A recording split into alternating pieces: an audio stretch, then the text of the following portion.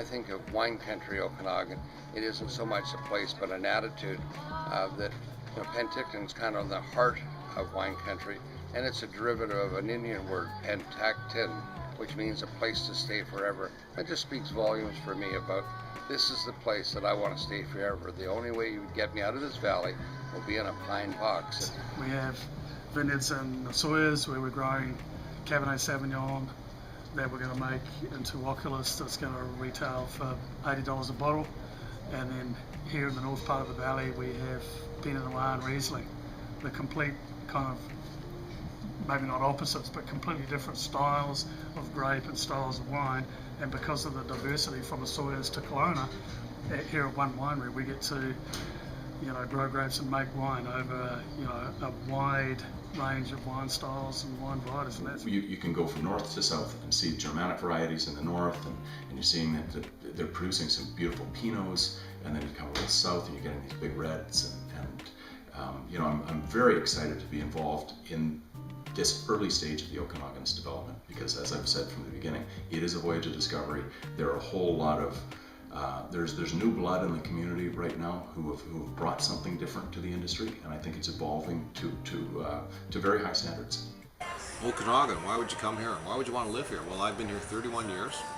I originally grew up in Vancouver. I've lived in the prairies, lived in London, Ontario, seen Newfoundland, all that.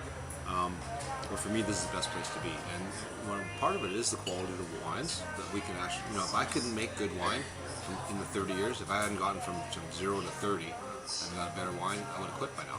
It's just remarkable how beautiful this area is. And in particular, as a grape growing region, I've visited a lot of grape growing areas throughout the world, and there's something very, very special about British Columbia. I just think it's a fantastic place to grow grapes. The dry conditions put our need for sprays and for excess treatment on the vines way down. The heat, the midsummer heat, creates great ripeness. Well, I guess I fell in love. The first thing that I fell in love at Road 13 was the Chenin Blanc. They make amazing, I think, still wine, but the sparkling Chenin Blanc is even a step further. But why did I move here? Without any doubt, the champagne powder for the skiing just fucking rock. And what I found about the Okanagan is it has a longer season than Ontario, hotter season, but more important than anything, warmer winters.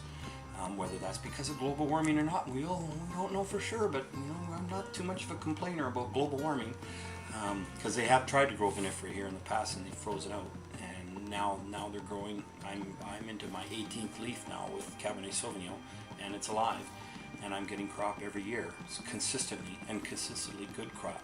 So that's a great part. That's a great part of the Okanagan. We go to the farmers market every Saturday morning. We have a stand there. We do baking, and that enables us to gather all of the ingredients we need for the week. And it's right there. It's harvested the day of people's weddings that we cater. It's like pulled out of the ground and on the table by nightfall, harvested before dawn. It's pretty exciting stuff. What's interesting is that because the wine is great, I believe great chefs have come here because they believe that's part of what the dining experience for their customers, for the business has been great. And we have noted chefs that do tremendous food here. I sat with someone from Ontario from our company, and she said, we don't get food like this in Grimsby. The restaurants around Grimsby don't have the quality of foods that we have in a regular restaurant here. And she said, what's the difference? I said, probably because the guy that we're eating with, it's all about freshness and local. And within the wine community, we've discussed some unbelievably talented winemakers and winery owners. Who are just doing beautiful things in this valley, and we love sharing what we do with our customers. When I started in the business in 1968, there were a handful of wineries. Today we have over 200 wineries and over 11,000 acres of grapes in the ground, and it really is a place to stay forever. Cheers.